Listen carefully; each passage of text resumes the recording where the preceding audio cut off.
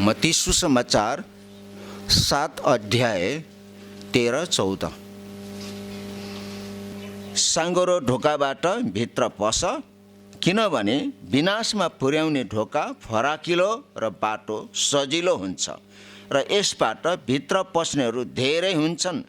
किनभने जीवनमा पुर्याउने ढोका साँघुरो हुन्छ र बाटो कठिन हुन्छ, जसले चाहिँ जीवनमा पुर्याउँछ र त्यो भेटाउने थोरै नै हुन्छन् भनेछ। मलाई यो बुझ्न धेरै समय लाग्छ, धेरै टाइम लाग्छ। साँघुरो बाटो के साँघुरो हो? अनि मलाई एउटा पोखराको चमेरा गुफामा पस्ने मौका नि पायो। चमेरा गुफामा जाँदाखेरि अनि हामी परिवारसहित गएका थियौँ र म चाहिँ चमेरा गुफामा अनि गएँ, गुफाभित्र पसेँ र चमेरा छ भनेदेखि चमेरा केही पनि देखिएन, त्यो अँध्यारो भएको कारणले। अनि जाँदै गर्दाखेरि एकदम अँध्यारो, एकदमै हुडार जस्तो, एकदमै ओडार जस्तो। भित्र जाँदा जाँदा चिसो अनि पानी चुहिरहने। अनि एक ठाउँमा ढुङ्गाको चाहिँ त्यो ढिस्को जस्तो रहेछ, त्यहाँ चढ्नुपर्ने छ। पानी नै पानी, लेउ लागेको चिप्लो। अनि त्यहाँ चढ्यो। फेरि त्यहाँ चढेर मात्रै भएन, फेरि अर्को रहेछ, त्यो अर्को तल रहेछ, त्यहाँ पनि चढ्नु पर्यो र चिप्लो, चिसो, पानी झरिरहने त्यस्तो ठाउँमा। फेरि अँध्यारो न अँध्यारो छ, त्यहाँबाट खस्यो भने कता खस्छ थाहै हुँदैन, त्यस्तो अँध्यारो। अनि त्यहाँ दुई ठाउँमा चढ्यो, फेरि अर्को ठाउँमा चढ्नुपर्ने। अर्को ठाउँमा चाहिँ सानो पाल रहेछ, सानो पाल रहेछ, निस्किने पाल रहेछ। अनि अब तल हेऱ्यो भने अँध्यारो, माथि उक्लिहाल्यो। अब माथि चाहिँ पाल चाहिँ सानो छ, अब म पो आत्तिएछ र कसरी निस्किने भने। त्यहाँ पनि केही समुद्ने ठाउँ छैन, टेक्ने ठाउँ छैन। र अनि अरूहरू चाहिँ सानो सानो शरीर भएकोहरू त फुत्त निस्किहाल्यो, म त निस्किन्छ निस्किँदैन भन्ने भयो। र पछि बल्ल बल्ल मुस्किलले चढ्यो त्यो माथिल्लो तलामा चाहिँ।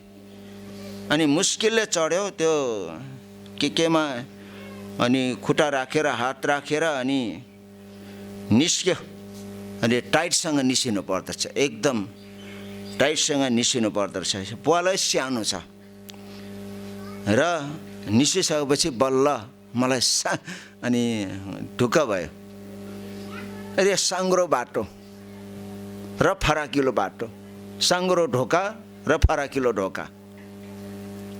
त्यसकारण त्यो साँघुरो ठाउँबाट हिँड्नका लागि प्राय मान्छेहरू थोरै नै हुन्छ, कठिन हुन्छ, एकदमै गाह्रो हुन्छ र अप्ठ्यारो हुन्छ।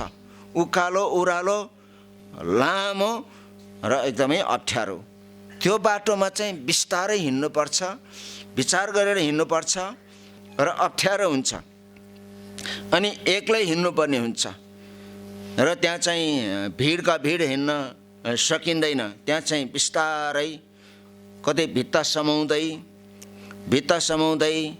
लहरा समाउँदै अनि हिँड्नुपर्ने हुन्छ त्यो अप्ठ्यारो बाटोहरू। र सगरमाथा चढ्नेहरूको लागि कति अप्ठ्यारो छ त्यहाँनिर। उनीहरू भर्याङ बोकेर हिँड्नुपर्छ, कति धाँधो आएको हुन्छ, भर्याङ तेर्स्याएर भर्याङमा चाहिँ अनि बिस्तारै हिँड्नुपर्ने हुन्छ। अनि त्यो कोदालोले हिउँमा गाडेर, होइन, ठाउँ ठाउँमा हिउँमा गाडेर डोरी समाएर अनि हिँड्नुपर्ने हुन्छ। ज्यान जोखिममा छ। केही गरी बाटो बिरायो, केही गरी बाटो बिराएर त्यहाँ पहिरो गयो भने ज्यान चाहिँ त्यहाँ जान सक्छ। त्यसकारण अप्ठ्यारो हुन्छ। त्यो धेरै मान्छेहरू चाहिँ त्यहाँनिर त्यो सगरमाथा चढ्न सक्दैन। त्यसरी नै यदि थोरै मान्छेहरू मात्रै त्यहाँ जान्छ र सगरमाथाका टुप्पामा पुगिसकेपछि उनीहरूले के देख्छ होला यो संसारमा, यति गजबको कुराहरू उनीहरूले चाहिँ दृश्यहरू देख्छ। त्यसकारण अनि परमेश्वरले, प्रभु येशू ख्रीष्टले भन्नुभयो कि स्वर्ग जाने बाटो अप्ठ्यारो छ स्वर्ग जाने बाटो अप्ठ्यारो छ, अनि त्यहाँ चाहिँ साँघुरो छ, ढोका साँघुरो छ, बाटो पनि अप्ठ्यारो छ र त्यहाँ स्वर्ग पुग्ने मान्छेहरू चाहिँ थोरै मात्रै हुन्छ भनेर प्रभु यीशु ख्रीष्टले यहाँ भन्नुभएको छ। त्यसो त हामी संसारको मान्छेहरू ढोका बाहिर पो रहेछ, हामी स्वर्गदेखिको बाहिर भएको मान्छेहरू रहेछ। त्यसकारण मलाई याद भयो कि अदनको बगैँचामा जब आदम र हव्वाले जब परमेश्वरले नखानु भनेको फल खाए, जब खाइसकेपछि परमेश्वरको आज्ञा उल्लङ्घन गरिसकेपछि, शैतानसँग सम्झौता गरेपछि, परमेश्वरको विद्रोही भइसकेपछि अनि परमेश्वरले चाहिँ अदनको बगैँचाबाट निकालिदिनु भयो। अदनको बगैँचा एउटा स्वर्गीय स्थान हो, त्यहाँ सङ्गति हो, परमेश्वरसँग भेट्ने ठाउँ हो र त्यहाँबाट चाहिँ अनि परमेश्वरले निकालिदिनु भएको छ। त्यस कारणले गर्दाखेरि निकालिएको त्यहाँदेखि मानव जीवन चाहिँ अनि अदन बगैँचाबाट चाहिँ बाहिर छ। यसै कारण जुन भूमिबाट उनीहरू बनाइएका थिए त्यसैको खेती किसानी गर्न परमप्रभु परमेश्वरले उनलाई अदनको बगैँचाबाट निकालिदिनु भयो। उहाँले मानिसलाई धपाइदिनु भएपछि जीवनको रुखतर्फको बाटो पहरा गर्नलाई उहाँले अदनको बगैँचाको पूर्वपट्टि करुबहरू र चारैतिर घुमिरहने ज्वालामय तरवार राखिदिनु भयो भनेर यहाँ भनेको छ। त्यसकारण यहाँबाट मानव हाम्रो पहिला मानिस चाहिँ परमेश्वरको उपस्थितिबाट अदनको बगैँचाबाट निकालिएको। अब त्यो अदनको बगैँचामा जानको लागि, अब त्यो परमेश्वरको उपस्थितिमा जानको लागि, परमेश्वरको उपस्थितिमा जानको लागि र स्वर्ग राज्यमा प्रवेश गर्नको लागि अनि हामी चाहिँ ढोका बाहिर छौँ। त्यस कारणले उहाँले भन्नुभयो यो चाहिँ सबैजना जान सक्दैन र जो पाए त्यो मान्छेहरू त्यहाँ जान सक्दैन। त्यसकारण ढोकाभित्र ढोका साँघुरो छ, साँघुरो ढोकामा अनि सबै किसिमका पापहरू बोकेर हामी त्यहाँ जान सक्दैनौँ हैन।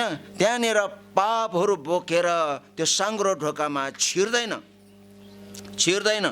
त्यसकारण त्यस सबै अनि संसारको पाप अधर्महरू बोकेर हामी साँघुरो बाटोमा त्यो भारी बोकेर त्यो अप्ठ्यारो बाटोमा हामी हिँड्न सक्दैनौँ।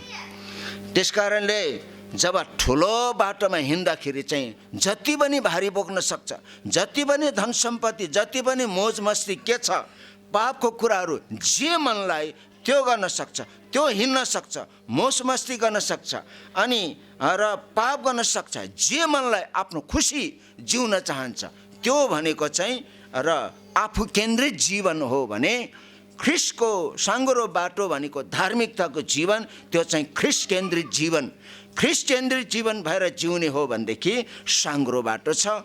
येशू हिँड्नु भएको बाटो साँघुरो छ, परमेश्वरको बाटो छ, सत्यको बाटो हो, धार्मिकताको बाटो हो। धार्मिकता भनेको त्यहाँ पाप हुँदैन, त्यहाँ चाहिँ झुट हुँदैन, त्यहाँ चाहिँ घुस पनि हुँदैन, त्यहाँ चाहिँ धार्मिक मानिसहरू, परमेश्वरले चुनेका मान्छेहरू मात्र त्यहाँनिर त्यो बाटोमा हिँड्न सक्छ। परमेश्वरले नचुनेका मान्छेहरू चाहिँ त्यो बाटोमा हिँड्न सक्दैन भन्ने कुरा हामीले बुझ्नु पर्दछ। त्यस कारणले गर्दाखेरि प्रियहरू हो, मलाई यो कुरा मत्तीको सुसमाचारलाई अनि के भनेको छ भनेर पढ्दै जाँदाखेरि म यहाँनिर रोकिएको छु र यहाँनिर प्रभु येशू ख्रीष्टले डाँडाको उपदेशमा चाहिँ डाँडामा बसेर यो 17वटा सन्देश त्यो डाँडामा चाहिँ सन्देश दिनुभयो। त्यस कारणले उहाँले भन्नुभयो अनि ढोका साँघुरो छ, बाटो अप्ठ्यारो छ र त्यसले चाहिँ हामीलाई जीवनमा पुर्याउँछ। लुका 13 अध्यायको 23देखि 30 पदसम्म हामी हेर्न सक्छौँ। कुनै एकजनाले उहाँलाई सोध्यो, प्रभु के उद्धार पाउनेहरू थोरै छन्? तर उहाँले तिनीहरूलाई भन्नुभयो, साँघुरो ढोकाबाट पस्ने प्रयत्न गर, किनकि म तिमीहरूलाई भन्दछु धेरैजना पस्न खोज्नेछन् तर सक्ने छैनन्। घरका मालिकले उठेर ढोका बन्द गरिसकेपछि तिमीहरू बाहिर उभिएर यसो भन्दै ढोका ढकढकाउनेछौ, प्रभु हाम्रा निम्ति ढोका खोलिदिनुहोस्। र उनले जवाब दिएर भन्नेछन्, तिमीहरू कहाँबाट आएका हौ, म चिन्दिनँ। तब तिमीहरू भन्न लाग्नेछौ, हामीले तपाईँकै सामुन्ने खायौँ र पियौँ अनि हाम्रा गल्लीहरूमा तपाईँले शिक्षा दिनुहुन्थ्यो। उनले भन्नेछन्, म तिमीहरूलाई भन्दछु, तिमीहरू कहाँबाट आएका हौ, म जान्दिनँ। दुष्ट काम गर्ने हो, मबाट दूर हो। तब जब तिमीहरूले अब्राहम, इसहाक, याकुब र सबै अगमवक्ताहरूलाई परमेश्वरको राज्यभित्र देख्नेछौ अनि तिमीहरू आफै चाहिँ बाहिर फालिएको हुन्छौ, तब तिमीहरू विलाप गर्नेछौ र दारा किट्नेछौ। मानिसहरूले पूर्व पश्चिमबाट, उत्तर र दक्षिणबाट आएर परमेश्वरको राज्यको भोजनमा बस्नेछन्। हेर, पछिल्लाहरू पहिला हुनेछन्, पहिलाहरू पछिल्ला हुनेछन्। यहाँनिर प्रभु येशूले भन्नुभयो, के स्वर्ग जानेहरू थोरै छ भनेर चेलाहरूको जिज्ञासामा प्रभु येशूले भन्नुभयो, साँघुरो ढोकाबाट भित्र पस्ने प्रयत्न गर, किनकि म तिमीहरूलाई भन्दछु, धेरैजना पस्ने खोज्छन् तर सक्ने छैनन्। होइन, यहाँनिर उहाँले यो भन्दै जानुभयो। अनि मालिक भनेको चाहिँ परमेश्वर हुनुहुन्छ। उहाँले ढोका बन्द गरिदिनु भएपछि त्यहाँनिर उपाय हुँदैन। नुहाको जहाजको ढोका कसले बन्द गर्नुभयो? परमेश्वर आफैले बन्द गर्नुभयो। परमेश्वर आफैले बन्द गर्नुभयो। अनि मानिसहरू चाहिँ वरिपरि आएर चिच्याएका थियो, कराएका थिए, ढकढकाएका थिए, किनभने बेला गइसकेको थियो, समय भइसकेको थियो, त्यसका ढोका बन्द भइसकेको थियो। त्यसकारणले अनि स्वर्ग जाने बाटो, स्वर्ग जाने समय र हामीले चाहिँ नि अनि हामी लापरवाही जीवन जिउँछौँ भनेदेखि यस्तै हुन्छ। त्यसरी हामी थाहै नहुने किसिमले हामी येशू ख्रीष्टको आगमन हुनेछ। त्यसकारणले हामी जिउँदो छँदै, समय छँदै हामी प्रभु येशू ख्रीष्टलाई प्रभु र मुक्तिदाता भने हामी प्रभुमा शरण पर्छौँ, प्रभुमा विश्वास गर्छौँ, प्रभुमा आफ्नो जीवन सुम्पिन्छौँ भनेदेखि अनि हामी चाहिँ साँघुरो ढोकाबाट भित्र पसेका हुन्छौँ। त्यसकारणले हामीले पाप स्वीकार गर्नुपर्दछ।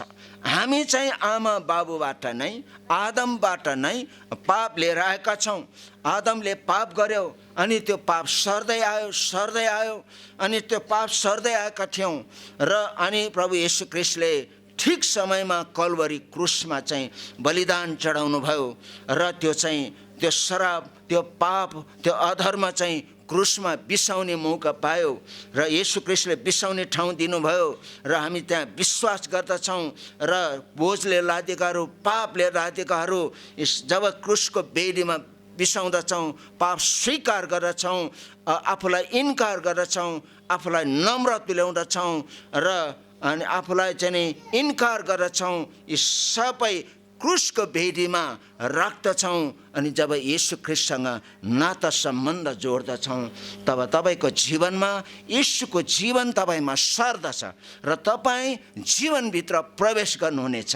र तपाईँ जब र म चाहिँ जीवनभित्र प्रवेश गर्नको निम्ति येशूसँग तपाईँ र मेरो सम्बन्ध स्थापित हुनुपर्दछ।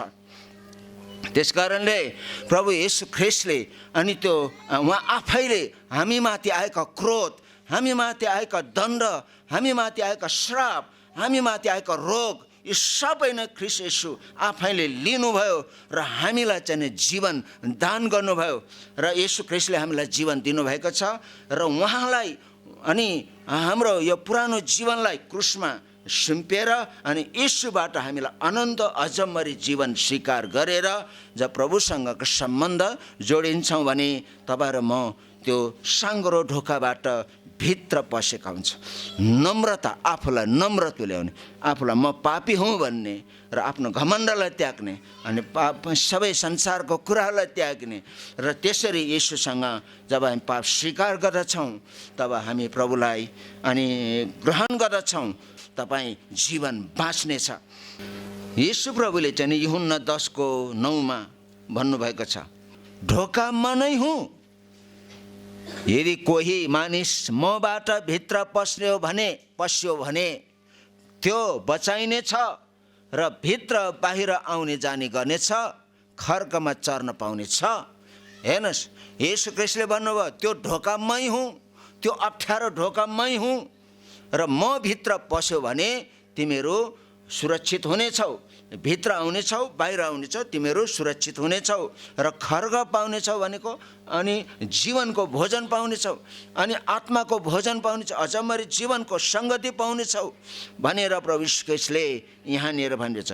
त्यो ढोका, साँघुरो ढोका भनेको प्रभु यीशु ख्रीष्ट हुनुहुन्छ र यीशु ख्रीष्ट हुनुहुन्छ। त्यसकारण सत्यको बाटोमा हिँड्ने भनेको अनि यो साँघुरो बाटोमा हिँड्ने हो। सत्यको जीवनमा जिउने हो भने अनि सत्य परमेश्वरलाई, उहाँको पुत्र यीशु ख्रीष्टलाई जब हामी विश्वास गर्दछौँ हामी र उहाँमा सुरक्षित भएका हुन्छौँ। बेला छँदैमा, समय छँदैमा येशू प्रभुलाई जब हामी स्वीकार गर्दछौँ। मलाई एउटा विचार आएको छ, ख्रीष्ट येशू जब क्रुसमा टाँगिनु भएको थियो र त्यहाँ चाहिँ उहाँको दाहिने र बायाँपट्टि दुईजना अपराधीहरूलाई टाँगेको थियो, तर एकजना अपराधीले चाहिँ येशूलाई सराप्यो अनि निन्दा गर्यो, तर अनि एकतिरको अनि डाकुले चाहिँ अनि भन्यो कि येशूलाई, हे प्रभु तपाईँ फेरि आफ्नो राज्यमा आउनुहुँदा मलाई सम्झिनुहोस् भनेर एकदमै नम्र अनि बिन्ती चढायो, आफ्नो भुल स्वीकार गर्यो। त्यसकारण प्रभु येशूले त्यही बेलामा भन्नुभयो, तिमी आज नै तिमी मसँग स्वर्गलोकमा हुनेछौ भनेर प्रभु येशूले भन्नुभयो। त्यसकारण त्यो व्यक्तिले आफूलाई नम्र तुल्यायो, म पापी हुँ, मलाई क्षमा गर्नुहोस्, तपाईँ आउनुहुँदा मलाई सम्झिनुहोस् भनेर उसले भनेको कारणले गर्दाखेरि उसको सबै पाप क्षमा भयो र ऊ चाहिँ अनि त्यो साँघुरो ढोकाभित्र ऊ छिर्यो। त्यसकारणले गर्दाखेरि प्रियहरू हो, जब हामी पाप स्वीकार गर्दछौँ, जब पाप पश्चाताप गर्दछौँ, त्यो पश्चाताप गर्नु नै त्यो जीवनभित्र प्रवेश गर्नु हो र अनि त्यो साँघुरो ढोकाभित्र प्रवेश गर्नु हो, त्यो अप्ठ्यारो बाटोभित्र प्रवेश गर्ने हो। ती साँच्चै नै तपाईँ परमेश्वरले चुनेको भोलाइएको व्यक्ति हो भने तपाईँ अनि परमेश्वरले चुनेकाहरूले मात्रै यो साँघुरो ढोकाभित्र पस्न सक्छ र साँघुरो बाटोबाट हिँड्न सक्छ र हामी आफैले त्यो कुरा गर्न सक्दैनौँ। त्यसकारणले प्रभु येशूले भन्नुभएको छ, हामीले पाप बोक्दै आएका छौँ होइन, आमाको गर्भदेखि नै पाप बोकेर आएका छौँ र अनि आमाको गर्भदेखि नै होइन पुर्खादेखि नै सर्दै आएको पाप बोकेर आएका छौँ। ती पापको पोकाहरू बोकेर हामी त्यो साँघुरो, त्यो धार्मिकताको ढोकाभित्र र परमेश्वरको मुक्तिको ढोकाभित्र हामी कोही पनि छिर्न सक्दैन, पाप बोकेर कोही छिर्न सक्दैन। त्यसकारणले हामीले यो कुरा बुझ्नु पर्दछ। म तानसेन पाल्पामा जाँदाखेरि पहिलाको राजाहरूको दरबार देखेँ। त्यो दरबारको गेट चाहिँ यति ठुलो छ, यति 2-3 मान्छे अग्लो, यति अग्लो छ, ठुलो गेट छ।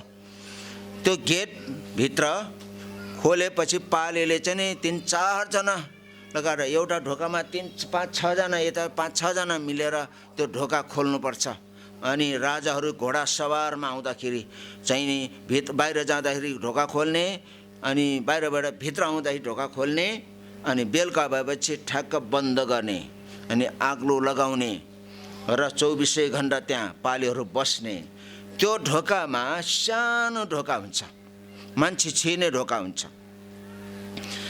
दिउँसोभरि हामी थुप्रै चाहिँ नि पस्न सक्छ, सेनाको चाहिँ पल्टनै पस्न सक्छ, घोडाहरूको रथ पस्न सक्छ, तर समय भएपछि ढोका बन्द हुन्छ।